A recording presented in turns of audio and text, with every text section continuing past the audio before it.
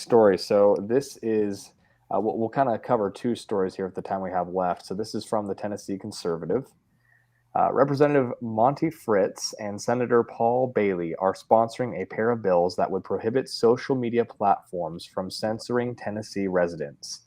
House Bill 1504 and Senate Bill 1299 also require these platforms to publicly disclose how they manage data and content, including how they moderate content and how their algorithms work with regard to searches and ranking. At the beginning of January, Senator Bo Watson reintroduced legislation from 2022 that aims to stymie social media censorship of Tennessee elections while preserving the First Amendment rights of Tennesseans in today's online public square. Senate Bill 0111 designates social media platforms as common carriers, requiring them to obtain certificates of public convenience and necessity from Tennessee Public Utilities Commission.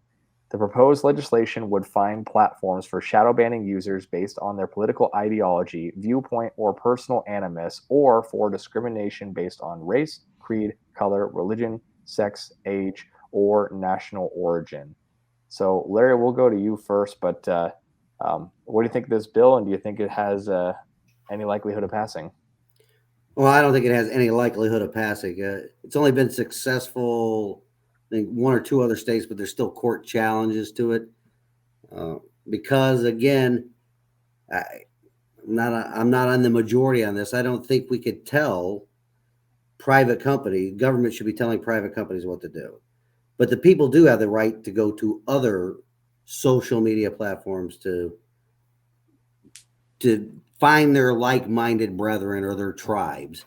So we go down a slippery road again when government is dictating to businesses what they can and cannot do. I mean, that's what the last year's amendment was about, was we can't tell businesses what to do. Well, that was coming from the same Tennessee General Assembly. Says we're not going to tell businesses not to force people to get vaccines, but now we could tell them not to discriminate based upon this, the right to work amendment. So it's a sticky wicket that we get into when government tells businesses what they can and cannot do. I'm not a big fan of government involvement in picking winners and losers in the private marketplace. That's for us to decide. So I think people need to start voting with their feet or voting with their thumbs for social media and just get government out. Because if government gets a little foothold in this area, where else are they going to get a foothold in? What else are they going to determine what you can and cannot say? I mean, it's who makes the definitions on shadow banning? It gets it all into stuff that is extra constitutional or unconstitutional in government's role.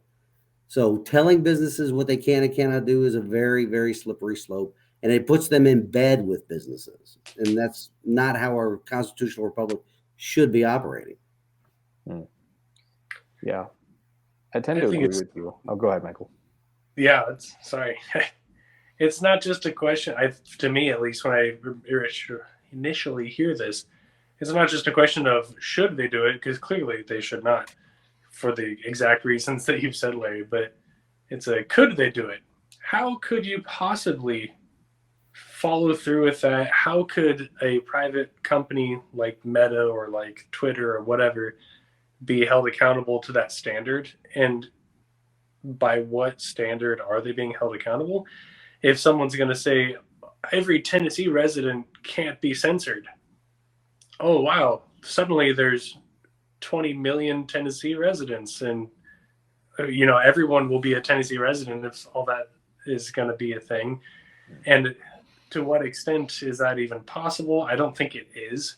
And I think this is taking a local issue and presenting it to a global scale, because the World Wide Web is worldwide. And how could you possibly say, oh, well, I'm from this particular state, therefore I don't have to be censored, but sucks for everyone else in the world? But I don't think that's even possible.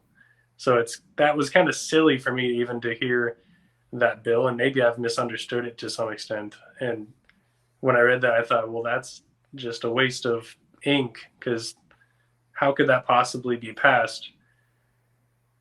Because it's not something that can be implemented practically. Or enforced. Yeah, no, that was one of my first thoughts when I read this article was just, I mean, I haven't personally read the actual bill, but I don't see how this could be enforced on the level that they would want to enforce it.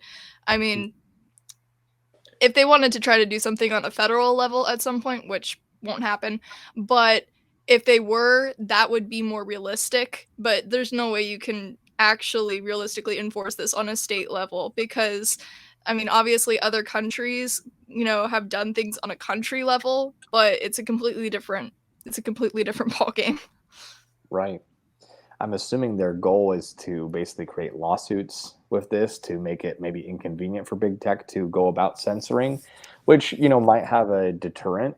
It might make it better, but there's no. I don't think there's any way that you can stop it completely. But maybe Meta and all these other platforms don't want to constantly be in Tennessee courtrooms and being bled out from the process of being sued by Tennessee citizens. So I'm hoping it would help if it passes. But the common carrier thing, I've kind of heard some interesting takes on that. Have you guys put much thought into whether or not you think social media should become common carrier? I haven't put too much thought into it. I just still operate under the basic premise: is it constitutional or is it government's role? Right. I think one of the big things that you said earlier, Larry, is that people can vote with their thumbs, as you put it. I think what's a challenge right now is and again, this is kind of what you said, not constitutional, but the government has given so much subsidizing to these big tech platforms that all these little startups are really struggling to start up because they are facing this gigantic leviathan of big tech, really just Google, Facebook, Instagram, and that the ability for a new tech platform to take off is really not super promising. I think the only one that's really made any significant progress has been Rumble, and a lot of that's because Rumble was, they had their own infrastructure built out from when they started way back in the day, but they were still on no one's radar until necessity kind of drove people to them. So I think that's my big concern is just, um, I think something needs to be done about those subsidies so that the playing field can actually be even again in terms of a startup actually being able to properly compete with some of these gigantic big tech platforms. But I don't know if you have any thoughts on that. Yeah, absolutely. Get government out of the way so the people can exercise their freedom, and then the people will find whatever tribe they want to go on to. Like you mentioned Rumble, there are other social media platforms out there that are starting out, where Meta and Twitter did years ago, but Twitter and Meta are at where they are at now because government got involved in picking winners or losers in the free market. We just need to remove that. Government's not, that's not their role. Their role is to secure the people's liberty, period. Yeah, I agree with that. Well, I think go ahead. I was just going to say to what Larry was saying about finding your tribe. It's important to realize that these social media platforms that are hosting people's thoughts, ideas, and sometimes businesses, very often businesses are being built out on there. It's still a private sector. It's still a privately owned organization. And for it to be, I mean, it's publicly traded, but it's not a common space where everyone can exchange ideas. It's a common space where everyone in theory can exchange ideas as long as the owners don't change their mind about it. And I know that the way that I was introduced to MySpace and then Facebook and then all the others later down the road was the idea that, wow, everybody's on here and I can interact with everybody right here. And I think just that cultural deviation from having, like your tribe, like you're talking about, Larry, has built into our culture and now for Adelia's culture as well in a next generation of people who just kind of take for granted that, oh, I can just go online and see what's going on in Nigeria, and I can have friends all over the world. I could have 100,000 people watch my TikTok and care that I exist. What a lovely idea. But in, I think, reality, that's a pipe dream that is not potentially manageable. And I'd be curious to know your guys' opinion of this, because is it possible to have a public forum through the internet that is unbiased and accessible to all? I mean, No. I don't think so. There's always going to be somebody with a platform, with a community group, with anything. There's always somebody in charge. There's always somebody that lays out the guidelines and the rules, whether spoken or unspoken. I mean, even if you gathered like, you know, a couple more people and threw all of us in a room, okay, and was like, all right, everybody, we're going to be discussing this, somebody would take the lead on discussing things.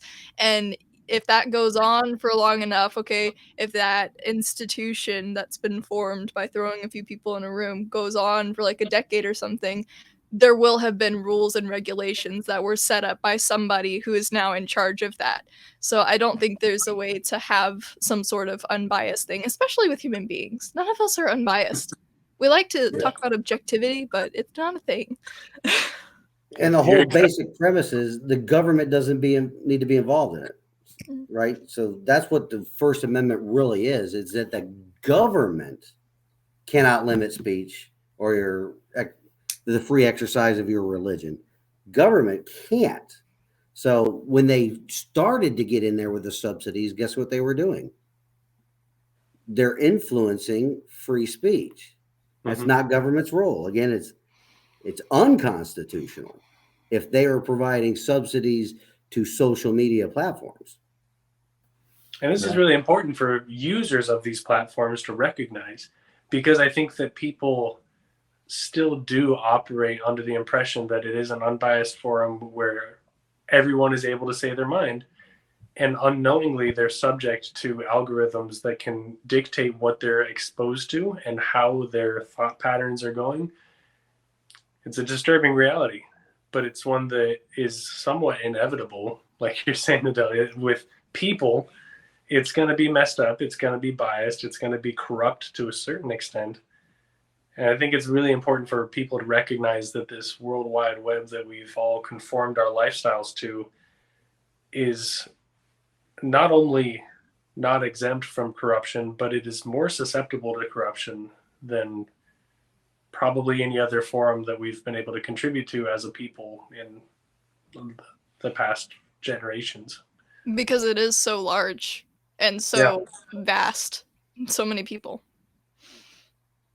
Yeah.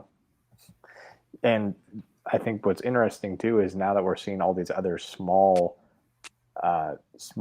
platforms start to rise up, it's really just creating more tribalism in itself. We have people that are on these smaller platforms like, Rumble or Truth Social or Parler or Getter, MeWe, Gab, Minds. Like, you get so many of these that start to form that there's so many small ones that, all of them have probably hundreds of thousands of users, but hundreds of thousands is nothing compared to the absolute highway that Facebook used to be, at least.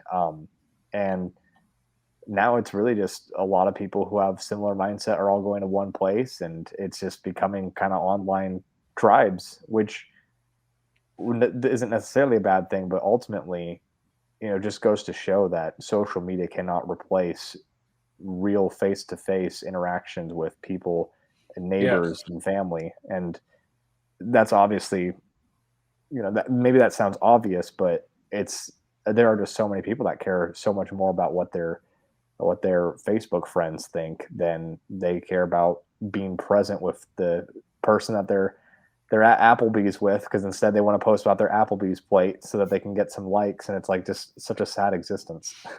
And that's exactly why there's such a danger to the tribalism idea, is that for individuals that find their only social interaction through online mediums, they are not being able to experience interactions with people that have different ideologies than the ones that are being promoted in the platform that they pursue. Whereas hopefully a well-rounded, healthy individual has social interactions in their community that allow them to have an exchange of ideas that promotes thought and promotes growth. But if we are limiting our social interactions purely to this tribalistic scope of, I go only to the conservative website and this is where I have my voice be heard, and it's an echoing chamber of ideas, then these divisions in our culture are only going to become more entrenched, I think, because the individuals are not able to engage in discourse that causes growth and development. Well, Yeah. I think one of the main reasons that the conservative voice is so loud on issues like abortion and things like that, where our arguments have kind of formulated into these really well thought out, spoken, point for point type of arguments, like they're very fact based and research based and stuff. I think the reason that that has happened is because we've heard everything from that side so much and for so long that people were like, okay, I guess I'll come at you the way you need to be combated. But if there was no hearing that, if there was no big voice on the opposite side constantly being pushed our way, we wouldn't be backed into a corner where we had to combat it in the way that they might listen. Yeah. So it is beneficial in some aspects. Yeah, that's a good point. The extra pressure really causes us to sharpen ourselves and understand what our arguments are. And yeah, no, that's super crucial. And kind of to go along with this story too, I wanted to just briefly talk about legislation that we covered on the show last week, um, about censoring news outlets and advocacy groups in Tennessee. So um, we were going through that bill. It was Senate bill. I think it's 01160, I believe. And the senator that was supposed to be carrying the bill, Richard Briggs, he said that he was going to be removing it from the schedule, and then basically he ended up just moving it to next week. So um, it sounds like they're going to be making some edits to that, but um, I mean, that's a really concerning piece of legislation, because essentially what it does is it tells any news outlet or advocacy group who does any form of um, of endorsing or even opposing any measure or candidate has to then sign up and become a political action committee. And the issue of that is that gives the state the ability to fine the heck out of them or even shut them down altogether if they're a political action committee. So, yeah, I mean, I know there's been a lot of news coverage on this on the Tennessee conservatives. So, Adelia, do you have any word on kind of how the people are responding to that? I mean, as far as I'm aware, a lot of what we've heard back has just been responses to our article takes on things. So I'm not really sure, for those who don't read the Tennessee Conservative, what their opinion would be, but I know a lot who have read it and actually gone out to speak to the representatives via phone or whatever, or email. I know that those, constituents have kind of been on the side of like, hey, this is a bad bill, but I don't know if that means they've read it for themselves. I don't know if that means that they've analyzed it for themselves, or if they're just going based off of what we've put out there for them to read. I know that I've read the bill personally, and I think that when you have a bill and it's a bad bill and you go, okay, it's fine, we'll just amend the crap out of it and it'll be a good bill, don't worry, guys. I don't think that's ever a good sign, because, the legislative session in Tennessee is a bit longer than some other states have theirs, but there's still not that much time in it to really like dive in and fix this bill to the way that it probably should be worded. I mean, this thing is like pages and pages of just unclear sentences. I think I watched y'all's podcast discussing this bill last week, and I mean, it's just a crap ton of things that aren't very specific. I mean, Yeah. it doesn't specify like what qualifies as expenditures. It doesn't specify what exactly they're going to do with the bill. The intent isn't clear. And reading this article, they say that it's, to combat the woke propaganda. But I'm like, there's nothing in this actual legislation that tells me that. It just looks like Right. you are trying to censor people across the board. So that's kind of my gist on that for now. Yeah. It feels kind of like this legislation can just be the Tennessee version of the Johnson Amendment, only much more broader reaching, and that's a concern already because I think the Johnson Amendment already, caused pastors to be silent on issues for fear of losing their tax exemption status. And now we see that, I'm pretty sure this podcast could be considered, based off of the way that the bill is written thus far, I think this podcast could easily be, served a fine or a letter saying that I have to register as a PAC because I'm just talking about anything political in Tennessee. And so I'm sure that this won't last through the courts if this does get turned into law. But the annoying thing is just the fact that we have to potentially get that far. So ultimately, I think our hope is to try to strike this down early, but yeah, I just thought that was crazy. So Larry, have you looked into the bill much? Yes, and the initial effect is to chill free speech, is what it is, and that's unconstitutional. And if I supported, according to this bill, if I donated, my wife and I, because we can donate $3,000 to a candidate, right? As a family, as an individual, I can do 1,500, but as a family, we could donate 3,000. So if we donated 3,000 to one candidate in this county and then another candidate over in Putnam County, we would have to register as a political action committee because we donated more than $2,000 to a political candidate. That's chilling on free speech. That's government tracking how much you're spending on supporting a candidate. And this is Senator Richard Briggs. My podcast and I personally have had some go-arounds with this retired U.S. Army officer who doesn't know what the Constitution says. He absolutely has not. During the COVID thing, Senator Briggs actually came out with a statement that if we can allow them to go to church, what's the difference than football games? So this is a man that doesn't understand the First Amendment to the Constitution of the United States, who actually served more than 20 years in uniform protecting and defending. Senator Richard Briggs, no matter what anybody says or what letter is after his name, is a straight up communist. And if I said that and this bill was passed, I'd have to register as a political action committee. Oh, that's true. Well, I'm going to have to pay attention to some more voting records then, because I can neither confirm nor deny. But either way, I appreciate your tenacity, Larry.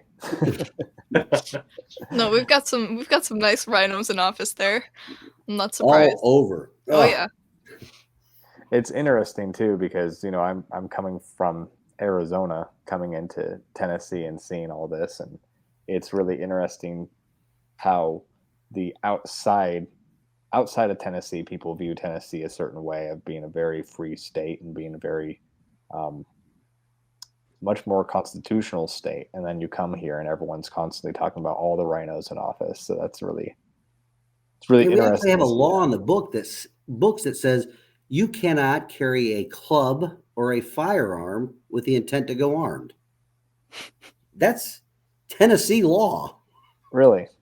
Yeah, Governor Bill Lee's constitutional carry, which is just really permitless carry, just provides an exception to that, or an affirmative defense to that bill. But it's in Tennessee, the volunteer state, the people that packed up a whole bunch of people who went to fight at the Alamo. You cannot carry a firearm or a club with the intent to go armed. That's our laws. So if you peel back, outsiders that come here, if you peel back the curtain, you find that we're not a very red state. We're more purple. And it's not just Tennessee by any means, because I recently talked about this on my podcast with my experience in South Dakota working in their state legislature. Just the kind of shock that it was to my system of seeing the national coverage of their state from afar and seeing the national coverage of Governor Noam and then showing up and being like, okay, let's do this. And then it was just like, oh, this is what it's really like here. Cool. And the same thing goes for Texas. I know I spent my high school years there and was there for the first part of COVID. And I just remember hearing all this stuff online of people being like, well, Governor Abbott is so great and Texas is so free. And I was sitting there down there in Texas right next to Dallas going, no. He just renewed all of his emergency powers, as we talked about last week. So, Oh, yeah. Texas, what are you doing? Come So on. everybody in all 50 states needs to start operating under this premise. Our government hates us. They only see us not as citizens to govern or as their sovereign, but they only see us as funding to fuel their growth. We've allowed it to happen since the passage of the 16th Amendment. Yep.